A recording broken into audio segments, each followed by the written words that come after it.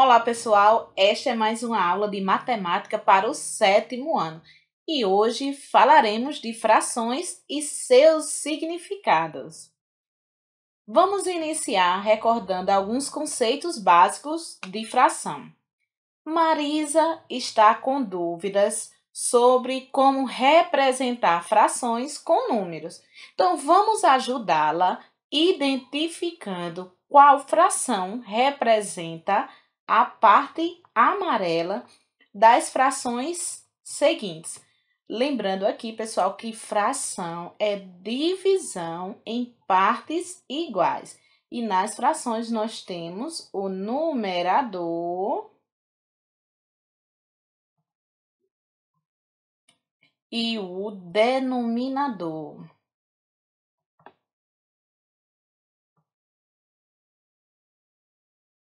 O denominador indica em quantas partes o inteiro ele foi dividido, em quantas partes iguais, tá? E o numerador indica quantas partes desse inteiro foram consideradas. Então, vamos usar essa nossa breve revisão para ajudar Marisa, né, a identificar qual fração representa a parte amarela das frações seguintes. Podemos ver aqui neste primeiro ciclo que ele foi dividido em 4 partes iguais e que foi considerado uma parte, que foi a que está em amarelo, né? Estamos considerando aqui a parte em amarelo, então, 1/4. No segundo círculo, temos que ele foi dividido em 4 partes iguais e 2 partes foram consideradas, as partes em amarelo. No terceiro círculo, dividido em 4 partes iguais e 3 foram consideradas.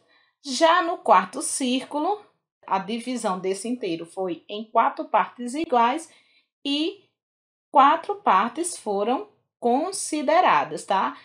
4/4 ou um inteiro. E vamos continuar aplicando o conceito de fração para os próximos exercícios. Então, já vai acompanhando aqui comigo, tá? Suzana pratica 2 horas de exercícios físicos todos os dias. Se em 1/4 desse tempo ela faz alongamentos, quantos minutos ela gasta alongando? Então, vejam, ela gasta aqui, ó, 1/4 do tempo que ela pratica exercício. Então, é 1/4 de 2 horas. Nós sabemos que 1 hora corresponde a 60 minutos. E 2 horas corresponde a 120 minutos. Então, eu vou escrever aqui, tá? 2 horas como 120 minutos. Então, 1/4 de 120, tá? Então, nós vamos calcular aqui de maneira prática, tá? 1/4 de 120, usando aqui a multiplicação. Então, para isso, eu vou multiplicar numerador por numerador e denominador por denominador. Aqui, o denominador é 1. Então, 1 vezes 120, 120. 4 vezes 1, 4. Agora, eu vou dividir 120 por 4, que dá um resultado de 30 minutos. Então, ela passa, né, 30 minutos fazendo alongamentos.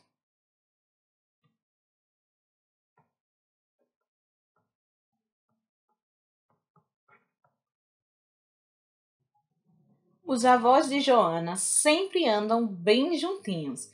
O avô de Joana já viveu 2/3 de 120, olha. 2/3 de 120. Qual é a idade dele? Então, aqui eu vou calcular 2/3 de 120. Então, de maneira prática, eu vou calcular aqui utilizando a multiplicação, tá? 2/3 de 120. 2/3 multiplicado por 120. Então, aqui eu vou multiplicar numerador por numerador e denominador por denominador. Denominador aqui de 120 é 1. Então, 2 vezes 120, 240. E 3 vezes 1, 3.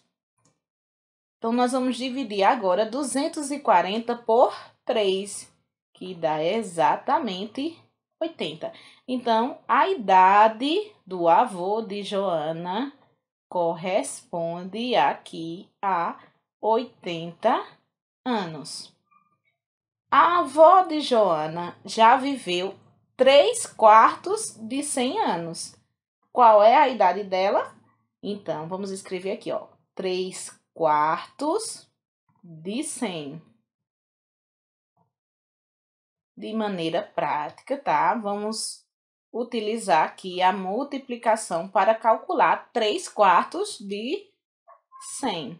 Então, 3 vezes 100, 300, e 4 vezes 1, 4. 300 dividido para 4 dá exatamente 75. Então, a idade da avó de Joana corresponde aqui a 75 anos. Se a avó de Joana tivesse vivido 8/10 de um século, qual seria a idade dela? Então, aqui, ó, 8/10 de um século, tá? Um século corresponde a 100 anos. Então, aqui, calcularia aqui 8/10, né, na multiplicação aqui, ó, por 100. 8 vezes 100, 800. E 10 vezes 1, 10 vezes 1, 10. 800 dividido para 10, 80. Então, se ela, né, a avó de Joana, já tivesse vivido 8/10 de um século, ela teria 80 anos.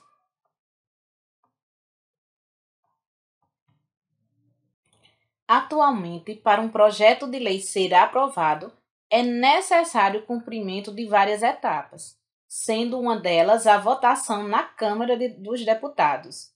A aprovação de uma emenda constitucional, que são mudanças realizadas na nossa Constituição Federal, são exemplos de leis que são votadas nesse local. Então, para se iniciar a votação de uma emenda constitucional, é necessário que estejam presentes 1/3 do total de deputados, quantidade essa que é chamada de quórum. E para a aprovação é necessário que 3/5 do quórum vote favorável à mudança. Se em um dia de votação compareceram 170 deputados, de um total de 513, a votação pode ter ocorrido.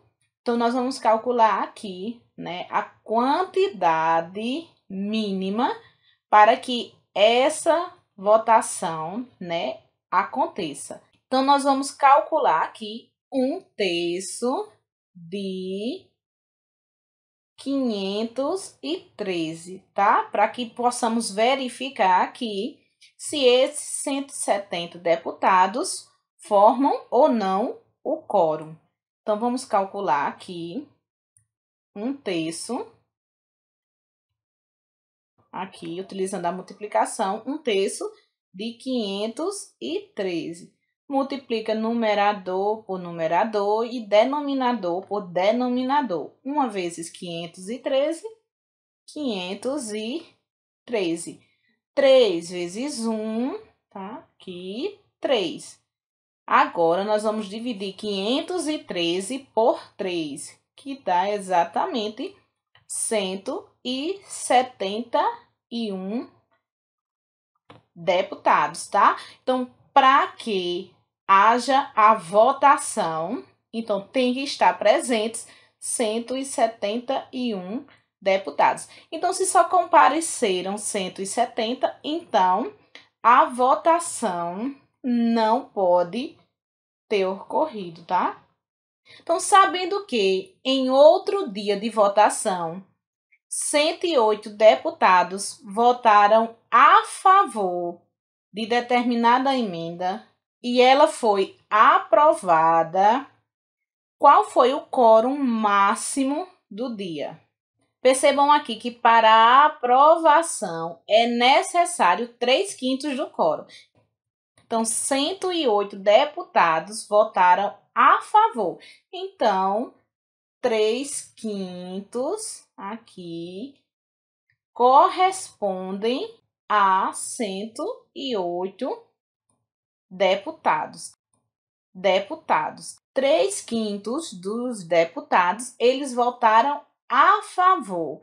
Então, isso quer dizer que 2/5 votaram contra, né? Votaram contra. Como 3/5 corresponde aqui, ó, a 108, 1/5, tá? Corresponde a 108 dividido por 3, tá? Então, 108 dividido por 3, tá? Temos aqui 36. 36. Então, 1/5, né, dos deputados corresponde a 36. Então, se 1/5 corresponde a 36, então 2/5 correspondem aqui a 72 deputados. Então, nesse dia, havia, nesta votação, 108 mais 72, com um total aqui de 180 deputados.